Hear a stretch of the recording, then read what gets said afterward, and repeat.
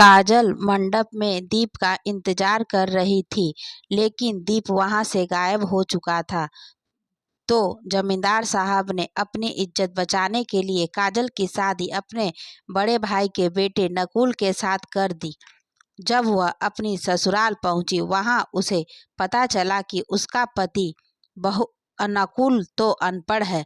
उसकी हैसियत इस घर में एक नौकर से ज्यादा नहीं, जबकि वह पूरे घर का मालिक है। काजल को नकुल की सच्चाई पता चल गई थी, इसलिए उसने एक फैसला लिया था। तो सुनते हैं अब हमारी आगे की कहानी। शाम को जब काजल कमरे से बाहर आई तो नौकरानी से नकुल के बारे में पूछा। अब नकुल की तबीयत कैसी है? नौकरानी ने बताया, अब नकुल भैया ठीक हैं और बाहर गए हैं। काजल समझ गई कि नकुल कहाँ गया होगा और वह भी वहां पहुंच गई। उसका अंदाजा बिल्कुल सही था। नकुल उसे पशुओं के बारे में ही मिला। वह उनके साथ कितना खुश था। पहली बार उसने नकुल को मुस्कुराते हुए देखा। काजल सोचने लगी, इतना सरल इंसान कभी धोखेबाज हो ही नहीं सकता। मुझसे ज्यादा समझदार तो सच में ये पशु हैं। इन्हें मुझसे ज्यादा अच्छे बुरे की समझ है। जब नकुल ने उसे वहां देखा तो हैरान रह गया और बोला, आप और यहाँ? काजल बोली, क्यों, क्या मैं यहाँ नहीं आ सकती? नकुल धीरे से बोला, आप समझी नहीं, मेरे कहने का यह अर्थ नहीं था। काजल मुस्कुराते हुए बोली, यह गंभीरता भी अच्छी है, पर क्या किसी ने आपको बताया कि आप हंसते हुए ज्यादा अच्छे लगते हैं? नकुल को ऐसे उत्तर की आशा नहीं थी, इसलिए आगे वह कुछ नहीं बोला। काजल बोली, मैं यहाँ आपके लिए ही आई हूँ। आपकी दवाई का समय हो गया है, चलिए घर चलिए। नकुल बिना किसी विरोध के छोटे बच्चे की तरह उसके पीछे पीछे चल दिया। काजल ने पीछे मुड़कर देखा तो बूढ़ा नौकर खड़ा मुस्कुरा रहा था। उसने अपने हाथ आशीर्वाद की मुद्रा में ऊपर उठा रखे हुए थे। ऐसा लग रहा था जैसे वह कह रहा हो, भगवान तुम्हारी जोड़ी सलामत रखे, तुम दोनों हमेशा खुश रहो। काजल भी उनको देखकर मुस्कुरा दी। वह समझ गई थी, अगर नकुल के बारे में उसे कोई सही सही जानकारी दे सकता है तो वह यह बूढ़ा ही है। घर पहुंचकर काजल ने नकुल को दवाई दी और कहा, अब आप जाकर आराम कीजिए। नकुल चुपचाप अपने कमरे में चला गया। काजल सोचने लगी, सास ससुर के लौटने से पहले उसे अपना काम कर लेना चाहिए। इसलिए अगले दिन वह सुबह सुबह ही पशुओं के बाड़े में पहुंच गई और उसने बूढ़े के साथ ढेर सारी बातें की। आज उसे नकुल के बारे में छोटी से छोटी जानकारी भी मिल गई। अगले दिन पता चला कि अभी उसके सास ससुर नहीं लौटने वाले। काजल खुश हो गई। अब तो यह उसका रोज का नियम बन गया था। वह बूढ़े के साथ बैठकर बातें करती और नकुल वहां काम करता रहता। नकुल की मेहनत और फुर्ती की तो वह कायल हो गई थी। आलस उसे छू तक नहीं गया था। पशुओं के लिए चारा लाना, उसे काटना, सही समय पर उन्हें दाना पानी देना, उनकी साफ सफाई और फिर दूध निकालना, यह सभी काम नकुल ही करता। एक दिन वह दूध निकाल रहा था तो काजल भी उसके पास आकर बैठ गई और ध्यान से उसे देखने लगी। नकुल ने पूछा, क्या आपको भी सीखना है? काजल ने हाँ में गर्दन हिला दी। तो नकुल ने कहा, बाबा इन्हें भी दूध दूहना सिखा दो। बूढ़े नौकर ने हंसते हुए बोला, यह मुझसे नहीं तुमसे सीखना चाहती है बेटा। काजल नकुल के और करीब आ गई और बोली, चलिए बताइए कैसे करते हैं। नकुल ने काजल के हाथों को अपने हाथों में पकड़ा और धीरे धीरे उसे दूध दूहना सीखने लगा।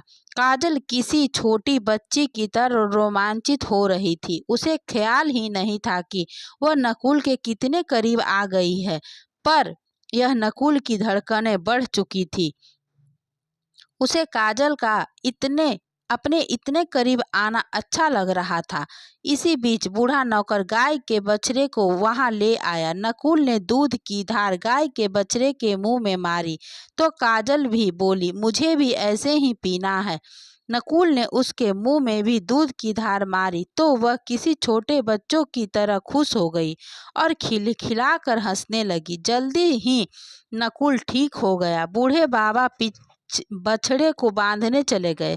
काजल जैसे ही जाने के लिए आगे बढ़ी तो गोबर पर उसका पैर पड़ा और वह फिसल गई। नकुल ने बड़ी फुर्ती से उसे अपनी बाहों में थाम लिया। एक बार फिर उनकी आंखें मिली। इस बार काजल ने बेरुखी से नहीं, शर्म से अपनी नजर झुका ली। उसकी गुलाबी गाल शर्म से लाल हो गई। आज जब काजल घर लौटी तो बहुत चुपचाप थी। उसे समझ नहीं आ रहा था कि उसके साथ क्या हुआ। उसे नकुल से कैसे शर्म महसूस हुई। क्या उसे धीर गंभीर नकुल अच्छा लगने लगा है? कहीं उसे नकुल से प्यार तो नहीं? फिर उसने अपने मन को झिझोरा। यह कोई प्यार व्यार नहीं, सिर्फ हमदर्दी है। उसकी दुख भरी कहानी सुनकर उसके मन में नकुल के लिए सिर्फ हमदर्दी पैदा हुई है, प्यार नहीं। उसने इस बात को सीने से नकार दिया। यह कुछ दिन उसके लिए बहुत अच्छे रहे। इन दिनों में उसने बहुत कुछ सीखा। अगले दिन जब वह बूढ़े नौकर से मिलने गई तो बोली, बाबा शायद अब मैं तुमसे फिर मिलने ना आ सकूं। कल शाम तक मेरे सास ससुर वापस आ जाएंगे। बूढ़ा नौकर बोला, बिटिया तुमसे बात करके बहुत अच्छा लगा। तुमसे एक बात कहना चाहता हूँ। शायद तुम्हें मेरी बात पर यकीन ना हो, पर यही है सच्चाई। मुझे लगता है इस बार तुम्हारे सास ससुर अकेले नहीं लौटने वाले, उनके साथ दीप भी होगा। पहले तो काजल यह सुनकर बहुत खुश हो गई। फिर वह बोली, आप यह बात इतने यकीन के साथ कैसे कह सकते हैं? बूढ़ा मुस्कुराया और बोला, मैं इन लोगों की नस नस से वाकिफ हूँ, क्योंकि मैं जानता हूँ दीप कहीं गायब नहीं हुआ था, बल्कि कुछ दिनों के लिए छुप गया था। यह सब इनकी मिली भगत है। काजल पर एक और पहाड़ टूट पड़ा। क्या दीप भी उनके जैसा ही है? क्या वह जानबूझकर कहीं छुपाया गया था? पर क्यों? इसका मतलब वह भी अपने माता पिता की तरह धोखेबाज है और उसका वो प्यार सब कुछ सिर्फ झूठ था।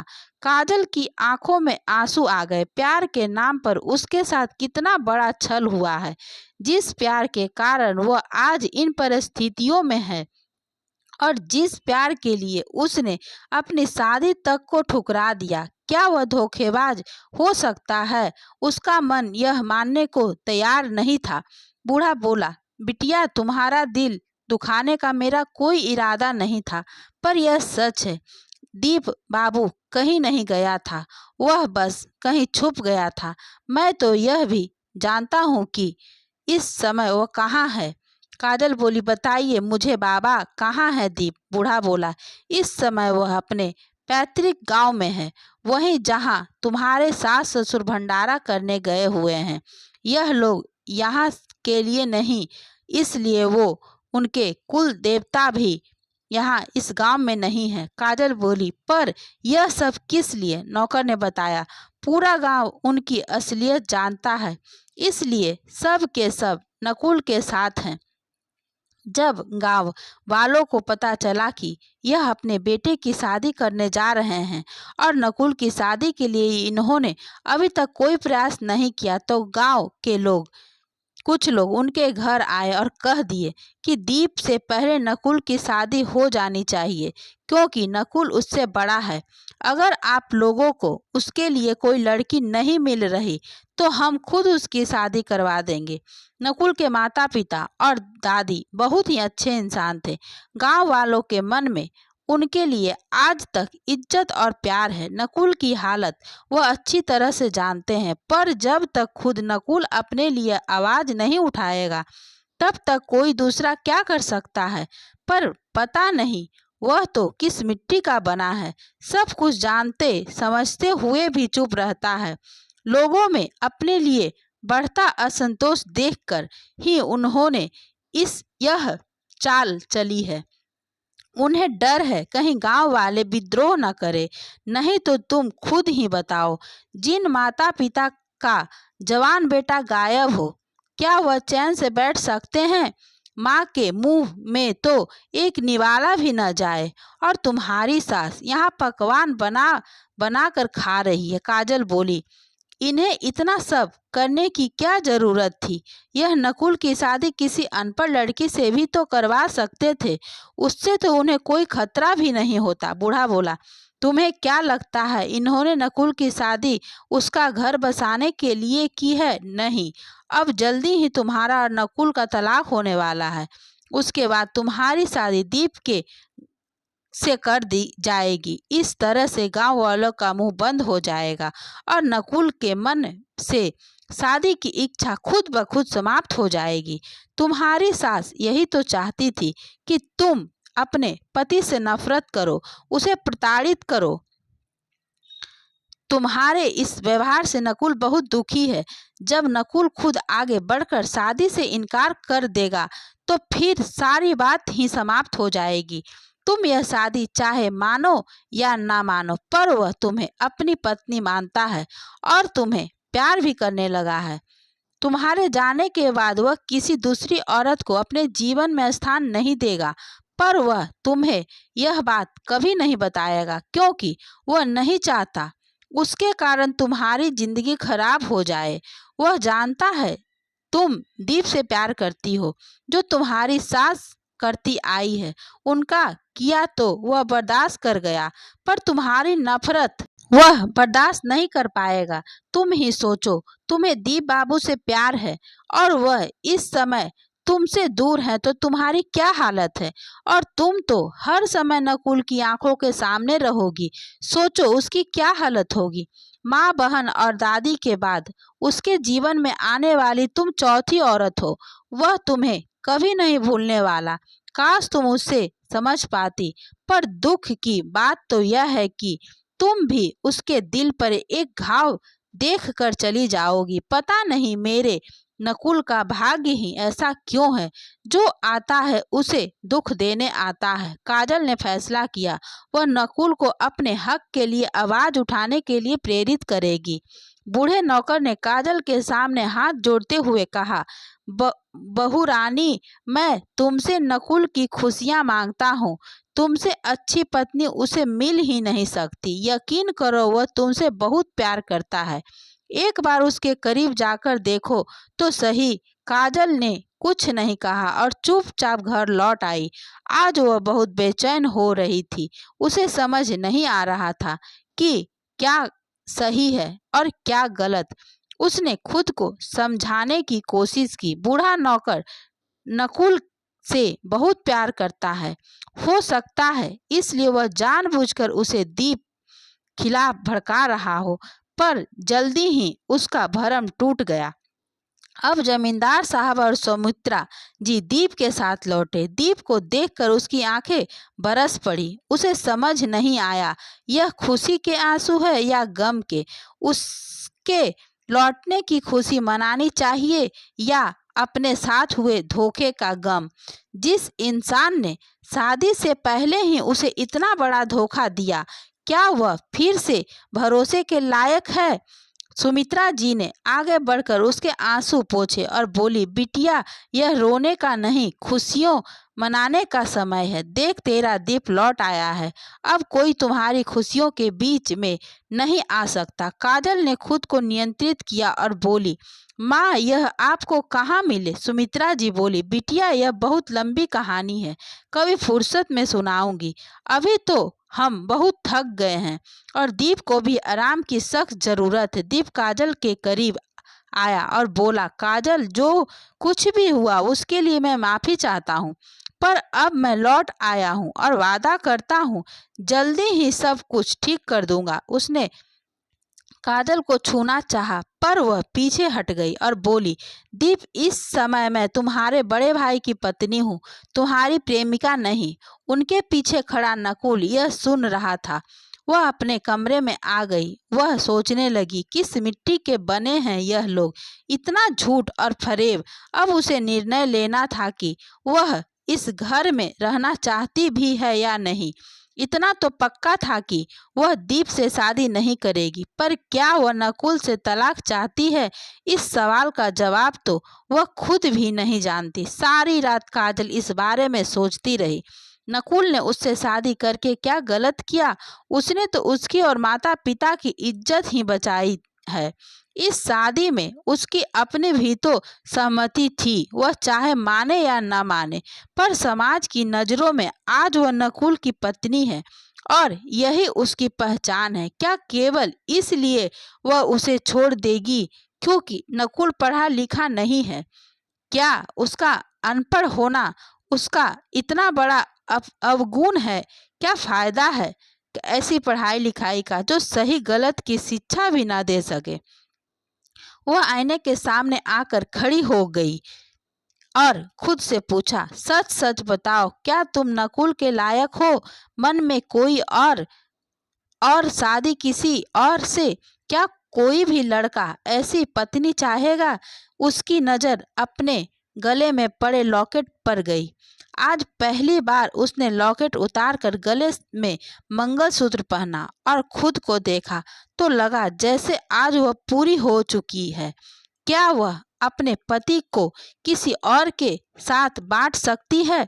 अगर नकुल की जिंदगी में कोई दूसरी औरत आ जाए, इस कल्पना से ही काजल सिहर उठी। गलती तो दीप ने की है, फिर सजा नकुल को क्यों? इस शादी का भविष्य उसके फैसले पर निर्भर करता है और अब फैसला का वक्त आ चुका है।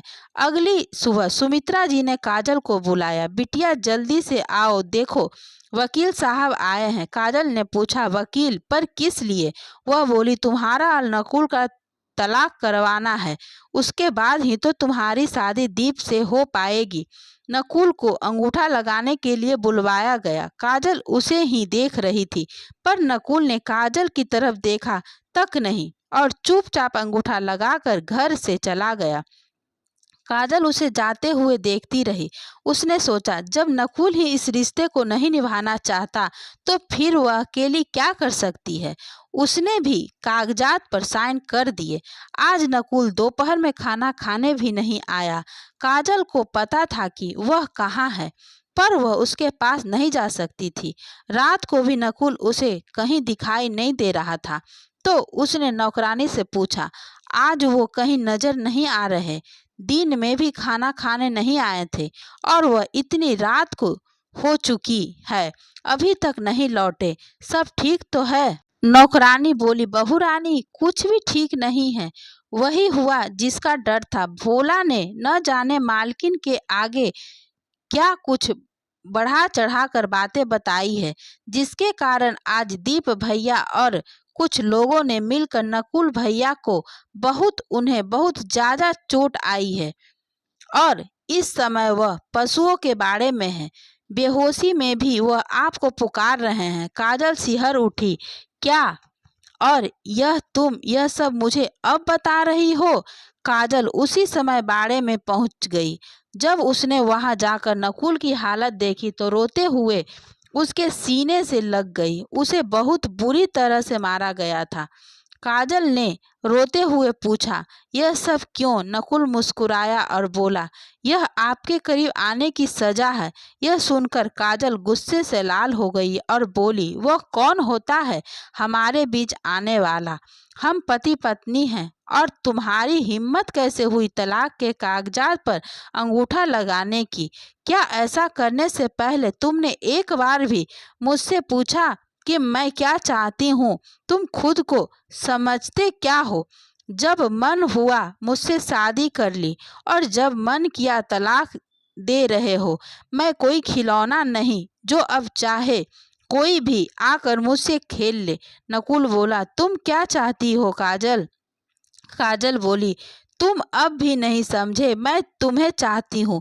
यह सुनकर नकुल उसे अपनी बाहों में जकड़ लेता है और धीरे धीरे उसके बाहों का घेरा मजबूत होता जा रहा था। बूढ़ा नौकर यह दृश्य देखकर मुस्कुराते हुए कमरे का दरवाजा बंद करके बाहर चला जाता है। अब उसकी यहाँ कोई जरूरत नहीं। दोनों एक दूसरे से गले लग कर रो रहे थे। धीरे धीरे दोनों एक दूसरे में समा गए। आज सही मायने में काजल नकुल नकुल की अर्धांगिनी बन गई। अगली सुबह बूढ़े बाबा ने उन दोनों को जल्दी जगा दिया और काजल से बोले, बहू रानी, अब जल्दी से घर लौट जाओ। अगर किसी को पता चला कि तुम सारी रात यहाँ थी तो अनर्थ हो जाएगा। काजल बोली, आप ठीक कह रहे हैं बाबा, इन लोगों के पाप का घड़ा भर चुका है। अब इन्हें इनके लिए किए की सजा मिलनी चाहिए। मैं आपके साथ हूँ। इन लोगों को दूसरों को धोखा देने का बहुत शौक है। हमें इन्हें की इन भाषा में जवाब देना होगा। और फिर उसने अपनी योजना उन लोगों को बताई तो वह भी उसकी बात पर सहमत हो गए। काजल चुपचाप घर पहुंच गई। नौकरानी ने उसके लिए दरवाजा खोल दिया और किसी को कुछ पता नहीं चला कि वह सारी रात घर से बाहर थी। सुबह जब उसकी आंख खुली तो दीप उसके कमरे के दरवाजे पर खड़ा उसे पुकार रहा था। जब वह नीचे पहुंची तो सुमित्रा जी मुस्कुराते हुए बोली, लगता है आज तुमने अपनी नींद पूरी की है। समझ सकती हूँ, जब से तुम इस घर में आई हो तुम्हें पल भर का भी चैन नहीं नसीब हुआ। अब मुझसे तुम दोनों का यह दुख और बर्दाश्त नहीं होता। तलाक की कार्रवाई होती रहेगी। मैं आज ही पंडित जी से बात करके तुम दोनों की शादी करवा देती हूँ। काजल कुछ नहीं बोली, बस मुस्कुरा दी। अभी वह नाश्ता कर ही रही थी कि घर में पुलिस आ गई।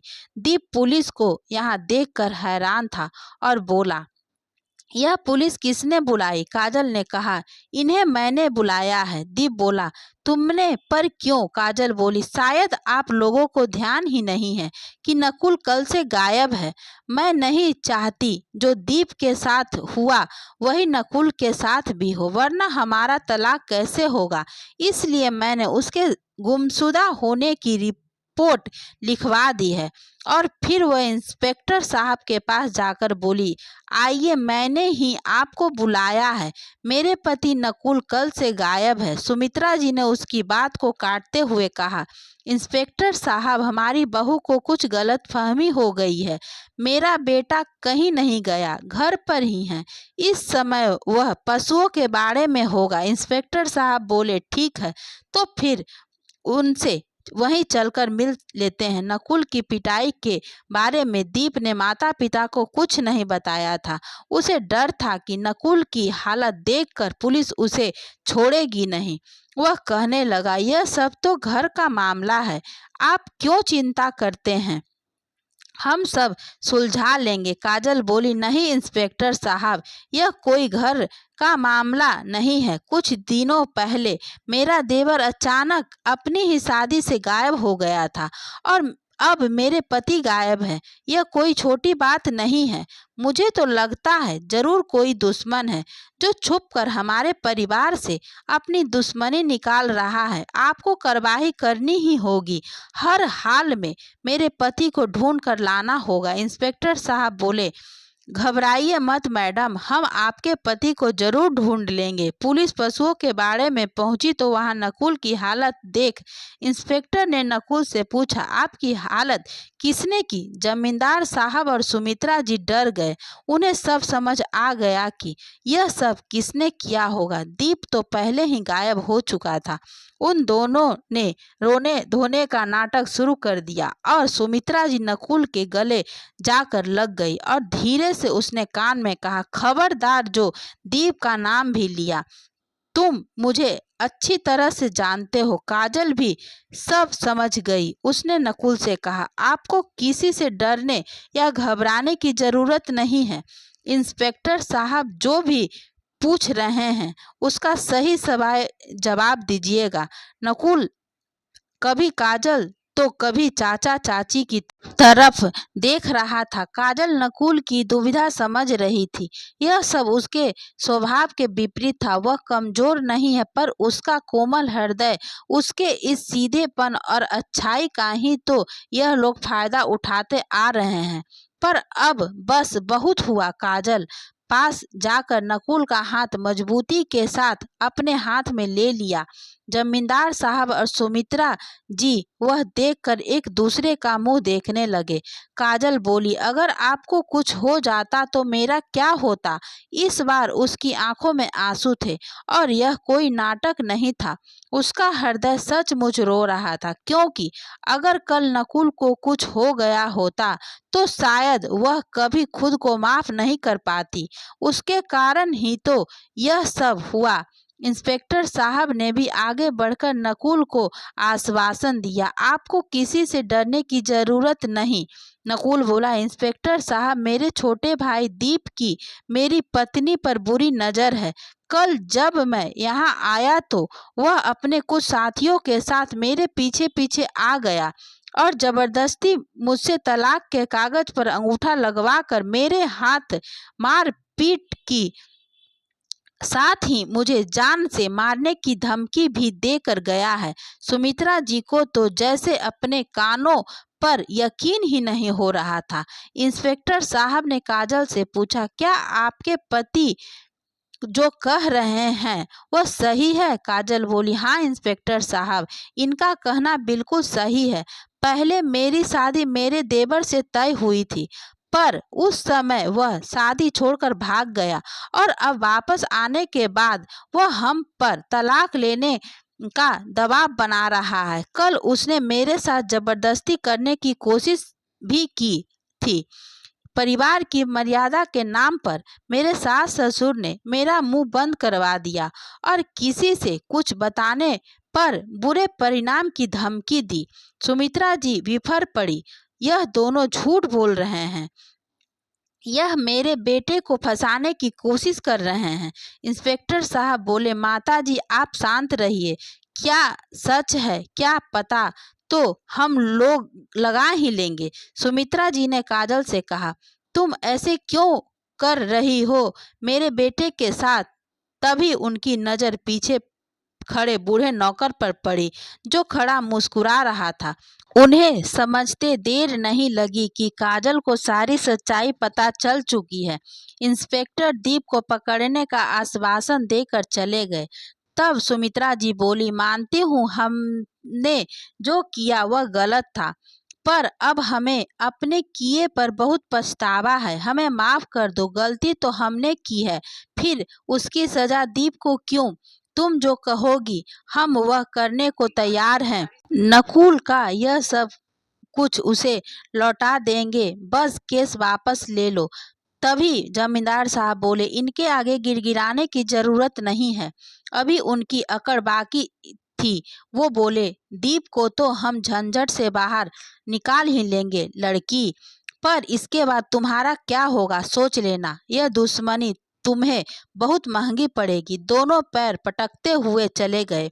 बूढ़े बाबा ने कहा, बिटिया अब क्या होगा? यह लोग दीप को छुड़ाने में पूरी जान लगा देंगे। काजल बोली, बाबा घबराइए मत, यह लोग चाहे कितनी ही कोशिश कर ले, सजा तो उसे होकर रहेगी। बस हमें कमजोर नहीं पड़ना है। शुरुआत उन्होंने की थी, पर अंत हम करेंगे। बूढ़े बाबा बोले, अब आपका घर जाना सुरक्षित नहीं, तुम दोनों को डरने की जरूरत नहीं है, चलो मेरे घर चलो। काजल बूढ़े बाबा के घर चली गई और नकुल सरपंच से मिलने। अब वह भी अपने हक के लिए लड़ने को पूरी तरह से तैयार था। इधर जमींदार साहब पूरी कोशिश कर रहे थे इस मामले को रफा दफा करवाने की, पर उन्हें क्या पता था उनकी मुसीबतें कम होने की बजाय बढ़ने वाली है। अब मामला पंचायत में पहुंच चुका था और गांव वाले तो पहले ही उनके खिलाफ थे। उन्हें तो एक अवसर की तलाश थी। पूरा गांव नकुल के साथ खड़ा था। पुलिस को तो वह किसी तरह संभाल लेते, पर पंचायत, यह सच में ज्यादा बड़ी मुश्किल थी। पंचायत हुई, दोनों पक्षों को सुना गया। यहाँ सबसे महत्वपूर्ण थी काजल की गवाही। उसने कहा कि वह अपने पति के साथ खुश है, पर उसके सास ससुर जबरदस्ती उसका तलाक करवाने पर तुले हुए हैं। वह बोली, हम यहाँ इस पंचायत में न्याय की आस लेकर आए हैं। आप सब जानते हैं कि दीप किस तरह शादी छोड़कर भाग गया था और उस समय अपनी झूठी इज्जत बचाने के लिए जमींदार साहब ने नकुल से मेरी शादी करवाने का प्रस्ताव रखा था। आप सभी बड़ों का आशीर्वाद से यह शादी उस समय संपन्न हुई थी। मैं चाहती हूँ आज भी आप सही फैसला करें। हम दोनों एक दूसरे के साथ बहुत खुश हैं और मैं अपने पति से अलग नहीं होना चाहती। फिर यह क्यों हमारी शादी तोड़ने पर तुले हैं? मेरे पति की जान खतरे में है। या तो आप हमारे साथ न्याय कीजिए, नहीं तो मैं मर जाना पसंद करूंगी। बूढ़े नौकर और बाकी कुछ लोगों ने भी गवाही दी कि उन्होंने अपनी आंखों से दीप को नकुल के साथ मारपीट करते देखा है। अगर वह बीच बचाव के लिए नहीं आते तो शायद वह नकुल को जान से ही मार देता। जमींदार साहब और सुमित्रा जी ने बहुत कोशिश की यह साबित करने की कि दीप शादी छोड़कर नहीं भागा था। उसके गायब होने के पीछे नकुल का हाथ था, पर वह कुछ साबित नहीं कर सके क्योंकि काजल उनके साथ नहीं थी। सच्चाई वह बता नहीं सकते थे और झूठ चला नहीं। पंचायत ने अपना फैसला सुनाया। इस पूरे घटनाक्रम में केवल और केवल जमींदार साहब के परिवार की गलती है, इसलिए पंचायत उन्हें जल्दी से जल्दी यह गांव छोड़ने का हुक्म सुनाती है। वैसे भी वे यहाँ नकुल के संरक्षक के रूप में आए थे। अब नकुल बड़ा हो चुका है और अपने फैसले लेने में सक्षम है, और रही बात दीप की तो उसे सजा पुलिस देगी। यह फैसला सुनकर सुमित्रा जी रोते हुए वह नकुल के पास पहुंची और उसके सामने गिड़गिड़ाने लगी। बेटा, तुम तो सारी सच्चाई जानते हो। नकुल को फंसाया जा रहा है। वह तुम्हारा छोटा भाई है। उसकी गलतियों के लिए मैं तुमसे माफी मांगती हूँ। उसे माफ कर दो। हमें तुमसे कुछ नहीं चाहिए। हम सब छोड़कर यहाँ से चले जाएंगे। बस मेरे बेटे को अकेला छोड़ दो। यह देखकर नकुल का मन पिघल गया और वह काजल की तरफ देखने लगा। काजल बोली, इन लोगों के मगरमच्छ जैसे आंसुओं पर मत जाइए। तुमने इन्हें माफ करने की सोची भी तो मैं तुम्हें छोड़कर चली जाऊंगी। तभी किसी ने आकर बताया कि दीप को पुलिस पकड़ चुकी है। यह सुनकर सुमित्रा जी धड़ाम से जमीन पर गिर गई। काजल ने कहा, पंचायत ने आप लोगों को कुछ भी सजा नहीं दी। आपकी सच्ची सजा यही होगी कि आप अपने बेटे के लिए तड़पो। वह नकुल का हाथ पकड़कर अपने पति के घर पहुंच गई। तो बस इतनी सी थी ये कहानी। दोस्तों, आपको कहानी पसंद आई हो तो वीडियो को लाइक करें। चैनल पर नए हैं तो चैनल को सब्सक्राइब करें। धन्यवाद दोस्तों।